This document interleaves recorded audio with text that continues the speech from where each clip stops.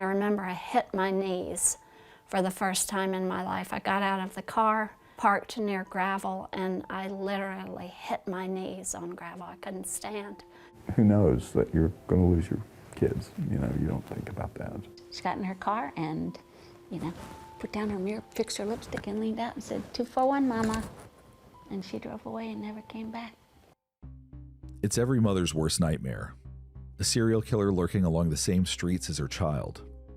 A kind of evil that could make you fear your own front door.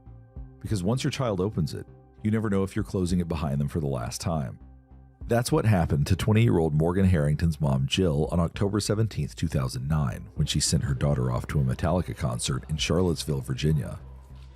It was a night Morgan had been looking forward to for months, and she earned it too, after spending that summer working at Virginia Tech alongside her dad, Dan, the vice dean of the university's School of Medicine. Morgan was just such a beautiful baby. As she grew up, she was a beautiful girl, beautiful woman. I always said that she was as beautiful inside as out. The teenage years came, however, and you start wondering if that's really true. But somehow, again, it came around the summer that she was working with me. Dan and Jill Harrington, both medical professionals, remember it as the magical summer. A time when everyone lived in the moment and felt excited for the future. As Morgan, their youngest child and only daughter, began to find her way in the world. It was a magical summer, and I said that at the time. That wasn't something, 6 months later I said, oh gosh, that was a great summer. I said, gosh, this summer was just fantastic. And Morgan thought so too. Morgan actually took a job here at the school. She was offered a job. And of course your worry is, oh my God, is she going to show up for work? The girl was here every day, on time, dressed. I mean, this is a person who was late for everything. The following fall, classes began. One class in particular, a humanities course taught by university professor Jane Vance, was one Morgan didn't just show up on time to, she looked forward to it. In the fall of 2009, at Virginia Tech, teaching a course in humanities called The Creative Process, I had a front row, beautiful student named Morgan Harrington. Morgan was, what word will I say first? Sympathetic. She was so sensitive to her classmates. And as I would call on people, she would feel their reluctance before I knew it was coming. And she would turn to them and offer some help or assistance without it being obvious. She delivered that kind of gentle camaraderie. Subtly. That's a very rare thing in a young person, to come to someone's aid without it being clunky, but she had that skill. In those warm southern months, Morgan found a way to combine her creativity and empathy and put that improved work ethic to good use. Morgan loved art, but really felt like she had more to offer with younger kids in education. So she had decided shortly before she was killed to make that her career and declare her major. Now let me tell you, the deans loved Morgan. She was just a bright spirit. Morgan's personality, her helpful nature, and love for art and music, a story told by her bedroom walls, seemed a perfect amalgamation of qualities for an educator. Morgan had wide, eclectic taste in music. Everything here from Barry Manilow to the Beatles to Metallica. Who would have ever thought it would be attending a concert of Metallica would be where her life would end? Not Jill or Dan Harrington, and definitely not Morgan. So, on that fateful autumn evening in 2009, as the air cooled and her anticipation for the night climbed, Morgan got into her car and pulled out of the driveway for the very last time. She went to go to the concert, and I always have believed in leave-taking. I don't just sit on the couch and say, bye-bye. I get up and go see them out. And she got in her car and, put down her mirror, fixed her lipstick, and leaned out and said, 241, Mama. And she drove away and never came back. 241. A sort of family code, and some of the last words Jill Harrington would ever hear her daughter speak. 241. I love you too much, forever, and once beyond forever. Morgan, dressed in a Black Pantera t-shirt and stylish miniskirt, meets up with a group of friends at the concert. But what should have been a fun night out quickly turned into a living nightmare. Morgan was injured the night of her murder. She had fallen and she was, we think, concussed. You know, it's a concert and the lights are crazy, and she hit her head. So by the time she got to the bathroom, she was bleeding from an open gash. And she went outside in the cold and she walked around for 45 minutes. But no one stopped to say something's wrong with this picture. No one stopped, except a local cab driver, a man whose name would soon be spoken not just in this small Virginia town, but across the nation. Jesse Matthew. Jesse Matthew. Jesse Matthew Jr. Yeah, Jesse. A lot of people knew Jesse. A lot of people knew him from high school. They knew him from his participation in sports. They knew him from his frequenting of places on our pedestrian mall. He was an athlete. He went to high school in Charlottesville. His mother actually moved him out of Charlottesville when he was at the beginning of teenage years. He lived in what's called the North Garden area of Charlottesville. Certainly, Jesse was a massive figure. He was a large man, and I suspect in those days when he was engaged actively in athletics, I would suspect he was a very intimidating figure on the field, if you will. By 16 years old, Jesse Matthew was already 6'2" and 216 pounds. He was a state champion wrestler, a talented sprinter, and on his way to becoming a collegiate football player. As massive and as lumbering as his facade was, he's very fast. He moves with lightning speed. Jesse Matthew was a big guy with a big secret, an alleged violent past and a darkness that lived within him, deep enough down that nobody knew. He then went to Liberty University on a football scholarship. There was an accused rape there that no one prosecuted. In October 2002, a student at Liberty University accused Jesse Matthew of rape. But he rejected her version of events, claiming he and the woman were in a relationship, and any physical intimacy between them was consensual. The accusation against him never amounted to a charge, not without sufficient evidence. And it seemed to be her word against his. And as well known as he was, the student body wasn't ready to cast him out. Something it seemed he knew, and was counting on.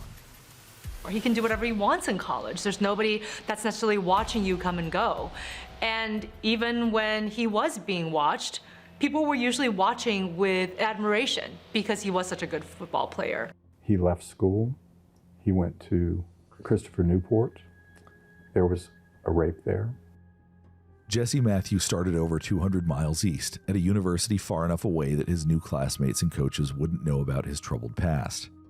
He enrolled in classes and joined their football team, but found himself, once again, facing the same accusations of sexual assault, and this time in an area where 2 women were suddenly missing.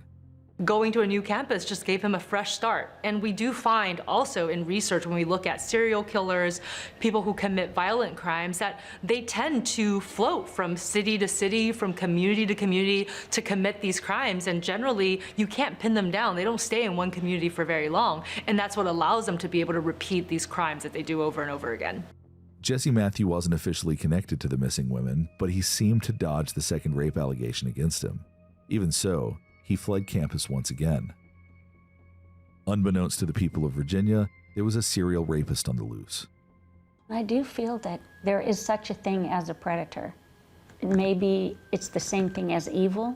I think that what identifies it is a total lack of empathy and compassion. Jesse Matthews is a predator. People are not safe with Jesse Matthews free and loose in the world. In September 2005, Jesse Matthew reemerged in Fairfax County, Virginia. Though he was no longer studying or playing football, Jesse chose to reside and make a living in a town with a large student population. He found work as a taxi driver, transporting residents and students in his brown minivan.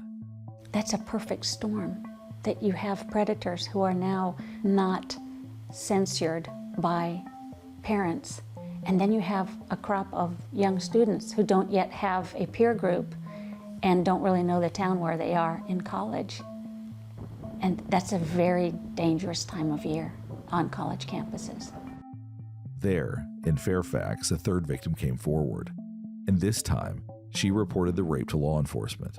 She provided police with a sketch of her attacker and a piece of evidence that would eventually tie her assault to the kidnapping and murder of 2 other women. In the fall of 2005, Fairfax City Police had DNA belonging to the women's reported attacker. Soon after the report was filed, Jesse Matthew fled again. This time, he found a job with a cab company in his hometown of Charlottesville, swapping out his brown minivan for an archetypal yellow taxi. It was that unsuspecting yellow cab that pulled up next to Morgan Harrington after she left the John Paul Jones Arena on October 17, 2009. Around 8:30 p.m., witnesses report seeing Morgan walking outside of the arena. Though she still had her ticket, the venue did not allow re-entrance to the show. From inside the arena, over songs like Creeping Death and The End of the Line, one of Morgan's friends called her phone at 8:48 p.m. Morgan explained that she was stuck outside and would try to get a ride home. Driving herself home with a head injury likely seemed out of the question. Groups of kids, they would say, look at her, look how she's wandering without a jacket. But you know, when you see through compassionate eyes, you say, she needs help. Something is wrong. But no one did. Morgan did get a ride that night, but she never made it home. In fact, there was no sign of Morgan at all until the following day when investigators found a single clue. Morgan's purse was found near the arena with all of its contents still inside. Dan Harrington heard about the discovery from investigators and relayed it to his wife. Jill was struck by the news. She knew that no woman, not even her young daughter, would willingly leave without her handbag. When we got the call that Morgan's purse had been found in Charlottesville, outside John Paul Jones Arena. And I came in, Dan was sitting here, and I came in from church. We were waiting for her. She was supposed to look at some math and go over her checkbook with her papa. And, I came in and he said, Charlottesville police called, they found Morgan's purse. Suddenly it was clear to Dan and Jill Harrington, their bright and bubbly 20-year-old daughter Morgan Harrington was missing. And that was like the elevator plummeted from the top floor into the basement, because you knew no woman, if her purse was gone, she would have been on the phone crying. We would have heard from her. So I said, where is she? The Harringtons didn't waste any time in trying to find their daughter, and the Charlottesville community rallied around them. The search for Morgan was immediate. We were all on the same page. We were all working towards getting Morgan's name out there. At one point, we had a blog that had, over a 6-month period, 120,000 entries. People talking back and forth. Could it be this person? Could it be that person? This sort of thing. I tried so hard to find her. I would walk across the drill field at Virginia Tech by myself and think of the next way to try to reel her in. And some days I would think, yeah, this is going to do it. Morgan's going to answer me.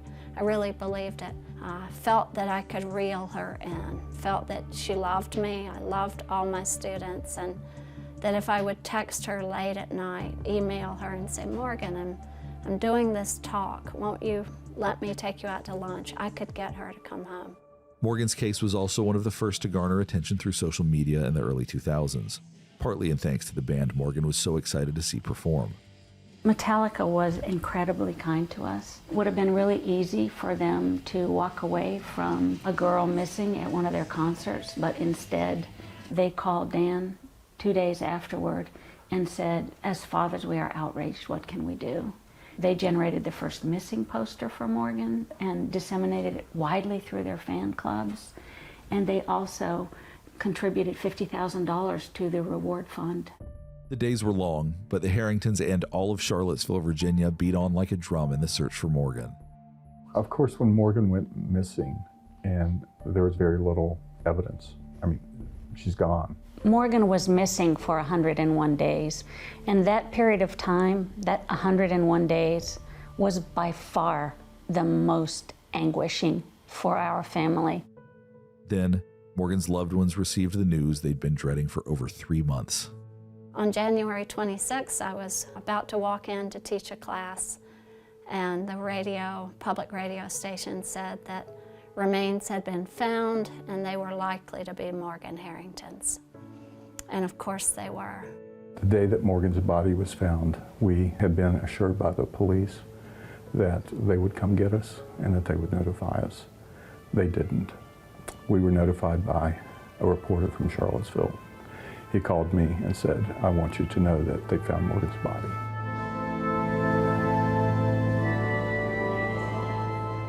Frozen tears from the heavens. That's what today is. You know, I never thought it would be this way.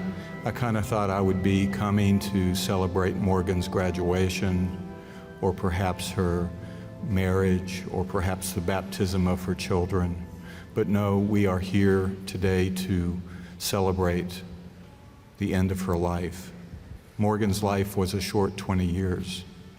But in those 20 years, Morgan made a mark. It's much worse to have a missing daughter than a dead daughter. You're peering into the woods. Could she be there? Could she be there? There are no rituals for the missing, no Hallmark cards for the missing. It's a strange place. How do you speak about someone who is missing? I don't even like the word. It's not descriptive. My reading glasses are missing because I'm careless with them. We were not careless with our daughter. She was stolen from us. Now a new search was on, the search for Morgan's killer. But it would take more than all of their efforts to find the man who stole their daughter's life. It would take years of patience, and unfortunately, it would take another murder. I was told early in the investigation that it was most likely that Morgan's killer would be found from DNA on another body. At 6 months, that's when the police showed us the composite picture that had been put together by the woman in Fairfax who had been raped. Though there was little in the way of evidence in Morgan's case, investigators had just enough DNA to make a connection to the alleged rape case in Fairfax City. There was one problem. The sample didn't belong to anyone in CODIS, the FBI's national DNA database. At that time, when they showed us the composite, I was stunned because there was this person who, I said, Morgan wouldn't have gotten into the car with this person, you know, voluntarily. I mean, it just stunned me.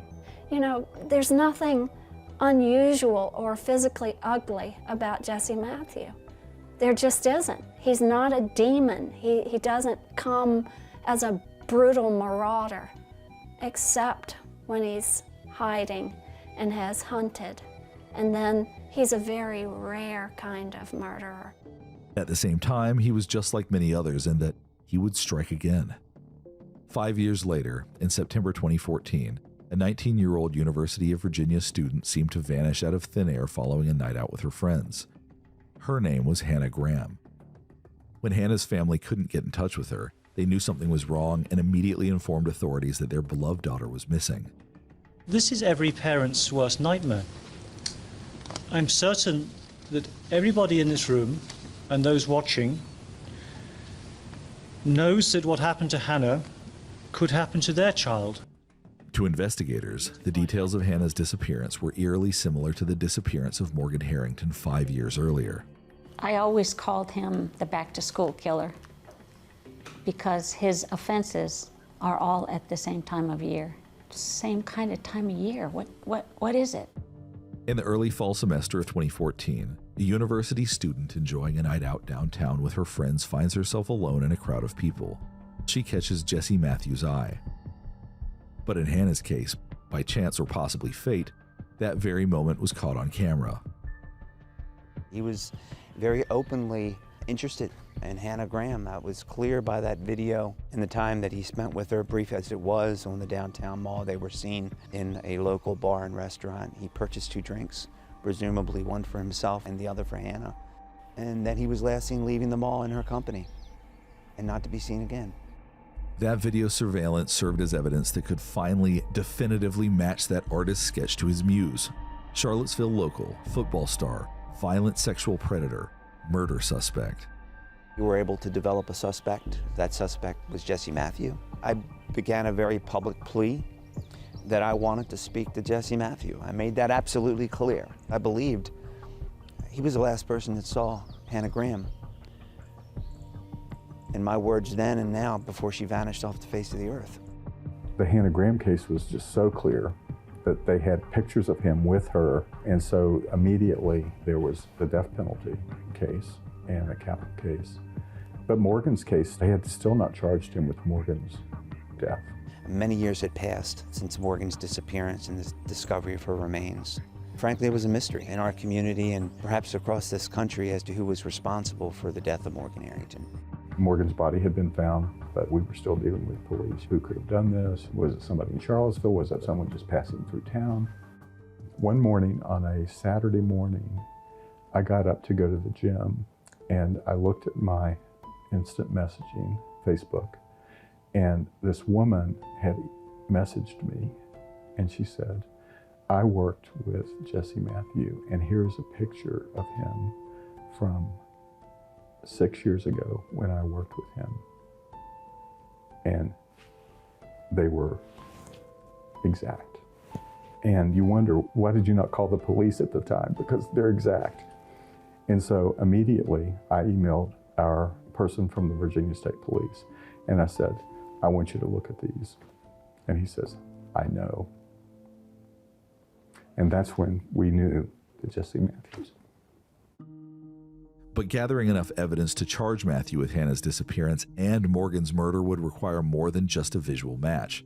Investigators needed forensic evidence. They needed Hannah Graham. And to find her, Chief Longo was confident they first had to track down Jesse Matthews. When you're in law enforcement a long time, you develop a sense, a gut feeling, if you will, that you're on to the right suspect. About 1 week into the search for Hannah, Jesse Matthews responded to Chief Longo's pleas to talk. Except, he wasn't interested in answering questions.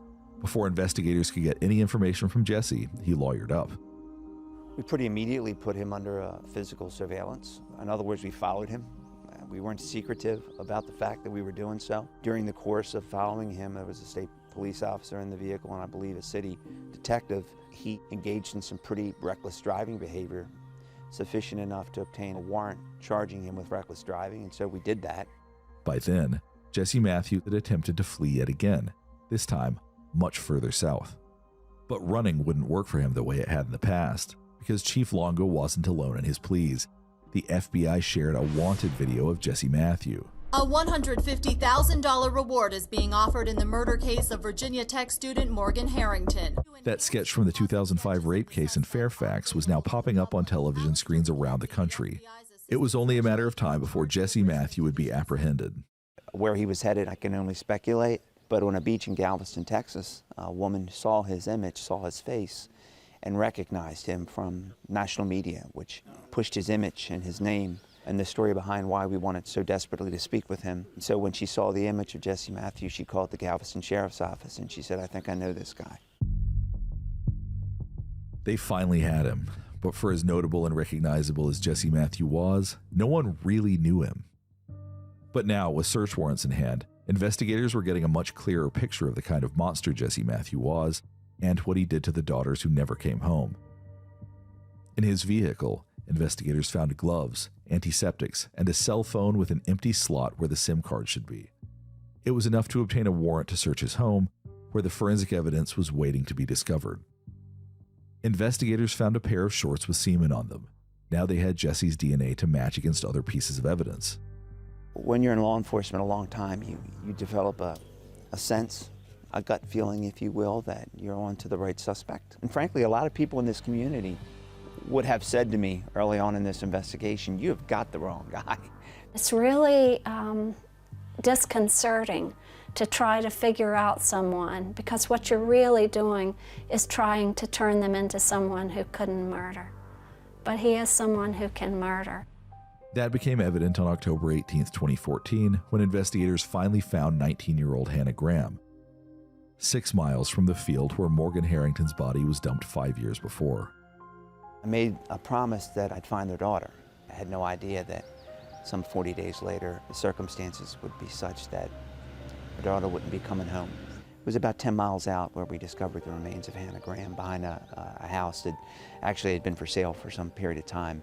It's hard to believe this, but having someone find the body is a blessing, because otherwise they are just forever lost. After what Chief Longo had called the largest ground search in the history of the Commonwealth of Virginia, Police charged Jesse Matthew not just with abduction, but with murder. The combination of that physical evidence and certainly that forensic evidence not only connected Jesse Matthew to Hannah Graham's death, but to the death of Morgan Harrington. His blood was on Morgan's shirt, but that's the only evidence that there was. Are you Jesse Matthew Jr.? Yeah. It took some time for the DNA test to come back, but ultimately, the semen on Jesse's shorts positively linked him to the 2005 Fairfax City rape. And when tested against Morgan's Pantera t-shirt she was wearing the night of the Metallica concert in 2009, it was also a match. And to be able to bring that case to closure was a milestone. After 5 years, Morgan Harrington's family and friends were face to face with the man who stole her life. Finally, we went to an arraignment in Charlottesville. He looked down at Jill and me and just stared us down as he passed us by and went on. But that was pretty scary to see this guy. And I mean, literally, I could touch him. If he could have at that moment, he would have killed you. Marks you forever to be in the presence of someone who, if he weren't constrained, might reach out quickly and snap your neck. He breaks bones with his bare hands. Who can do that? Jesse Matthew pleaded guilty to the murders of Hannah Graham and Morgan Harrington, and in fall of 2015, faced sentencing. Jesse Matthew got 7 life sentences to be served consecutively, not concurrently. He's serving in the far corner of the state in a supermax. It's called Red Onion. It's a fairly notorious, isolated, hardcore prison. I'm told that he spends almost 24 hours a day in his cell, and that may remain the case. I've actually measured it out in my home, just how small a space he has. And for a man his size, he could take 2 1/4 steps. Large steps, but that's all. I think the walls are concrete. I think there is sunlight coming in, but it's through a frosted window, and there may not even be that. Despite the horrors of what he had done and the life of solitude he now faces, he has never offered the Harrington family or the Graham family an apology for what he did.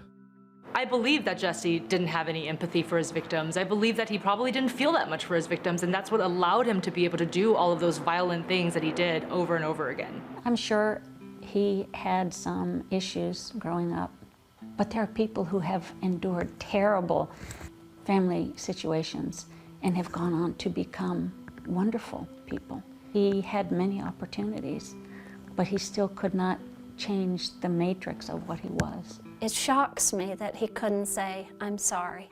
He could never express remorse, but then again, I do agree with Jill that he is different stuff than we, and that he doesn't express remorse because he doesn't feel remorse. He's not stony. He's glib and happy about what he's done. I'm sorry to tell you. We're here today to dedicate a permanent spot of remembrance to Morgan Dana Harrington. Somehow, despite it all, Dan and Jill Harrington have found a way to move forward and honor their daughter's bright spirit. We don't hate him. I think during the time that we knew about him, Jill has always been very magnanimous, forgiving. 2, 4, 1. I love you too much forever. One more time. The time when you are least capable, we had to be the highest functioning that we could be. I think that's a choice. There is a choice at some level to remain broken or to transform and become new stuff, which is difficult to do. But we refuse to remain broken. Our peace dancing. We are pleased to see you here. Welcome to our peace dancing. We are pleased to see you here. Welcome. As part of their path forward, the Harringtons have built a school in Africa and started a scholarship fund in Morgan's name. When you are mortally wounded, it's difficult to recover from that. Jill and I have made a deliberate purpose that we would not have collateral damage with Morgan's death. I think the scholarship is really special in that we are returning people who are going to be health workers back to the world And that sort of takes care of the mortal wounding and injury that we had. They've also worked with Morgan's humanities teacher, Jane Vance, to build a community that protects girls like Hannah Graham and Morgan and teaches them how to protect one another. I know we've saved lives, and I know that every individual who participates in one of the Help Save the Next Girl chapters is less likely to be either a victim or a perpetrator. I'm waiting for the first elementary school chapter of Help Save the Next Girl. I think the culture is keeping up with us, and we lead the way gently. We don't force anyone to pay attention, but there's a river and a stream of people who find that our message is positive and necessary, and so we keep going. We keep finding the way organically. We started it dead, from dead. Look what we've done. You know, we've created a scholarship that is helping bring more healers into the community. We are educating children on the other side of the world, and we are keeping young people, thousands of young people, safe here in our own environs. From dead, we did all of that. If you're in a spot that's short of dead, imagine what you can do